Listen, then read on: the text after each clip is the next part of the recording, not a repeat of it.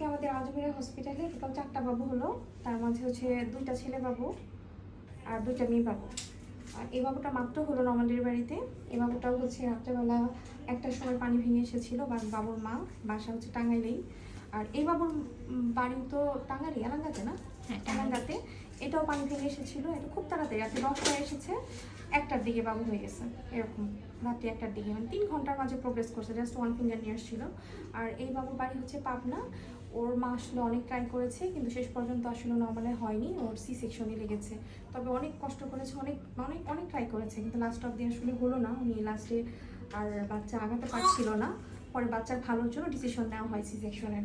আর আরেকটা বাবু হয়েছে, ওই বাবুটা হচ্ছে অবজারভেশনে আছে। তো বাবুটা আশা করি সুস্থ হয়ে যাবে, তাই না? ভালো আছে এখন, তাই না? আজকে দুপুরে রিলিজ দেওয়ার কথা। আজকে রিলিজ দিয়ে দেবে। তো ওইটাও কালকে রাত্রেই হয়েছে। হালকা একটু নিকোনিয়াম ছিল, বাবু মানে টয়লেট খেয়ে ফেলেছিল। তো যাই হোক, ওটা সদরে পাঠানো হয়েছে, বলেছে যে ভালো আছে, আজকে রিলিজ দিয়ে দেবে। তো এই টোটাল 4টা বাবু হয়েছে। তো আসলে চেষ্টা করলে হয় নর্মাল ডেলিভারি।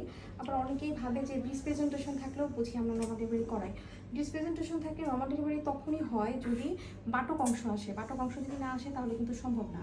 যদি পাওয়ার অংশ আসে তাহলে কিন্তু পসিবল না। আবার আসলে কি বলবো, অনেকেই ভাবে যে আসলেই হয়তো বা হয়ে যাবে। সব ক্ষেত্রেই যে হবে এমন না, তবে অধিকাংশ ক্ষেত্রে এখানে নর্মাল হয়। আর অকারণে কোনো সি সেকশন করা হয় না। যেমন এই সিজারটা যে হয়েছে, সিজারের পরে দেখা গেল যে বাচ্চার প্লাসেন্টার অংশটা কিন্তু কোনোরকম ছিল, তাই না? অ্যাবনর্মাল ছিল। এটা আলটিমেটলি যদি নর্মালি হতো তাহলে অনেক প্রবলেম হতো। আমরা হয়তো বা ম্যানুয়ালিও হয়তো বা এটা বের করতে পারতাম কি না জানি না। তো মানে বেশ কমপ্লিকেটেড কেস ছিল আর কি, এই কারণেই সিজার লেগেছে।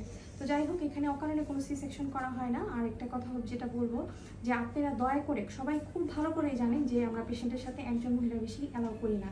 কাজে রাত্রেবেলা যখন আপনারা আসবেন, আপনারা একজন মহিলা একজন ছেলে মানুষই আসবেন, ঠিক আছে? একসাথে 4-5 জন নিয়ে আসবেন না প্লিজ। কারণ হচ্ছে আমাদের এমনি কাজের হ্যাম্পার হয়, এখানে সব মহিলা কাজ করে, এখানে অতিরিক্ত মানুষ আসলে প্রবলেম হয়। আর এটা তো আমার hospital, one kind of hospital, কিন্তু বাসাও।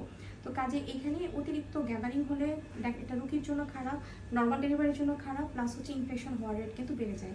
আমাদের এখানে এখন পর্যন্ত ইনফেকশন রেট 0, কারোরই এখন পর্যন্ত ইনফেকশন হয়নি। কাজে আপনারা দয়া করে রুগী নিয়ে আসার সময় শুধুমাত্র একজন মহিলা এবং একজন ছেলে মানুষ নিয়ে আসবেন। আর যে যেখানে আছেন সেখান থেকে নর্মাল চেষ্টা করে যাবেন, দেখবেন নর্মালি হয়ে গেছে। সবাই ভালো থাকবেন, সুস্থ থাকবেন। আল্লাহ হাফেজ। আসসালামু আলাইকুম।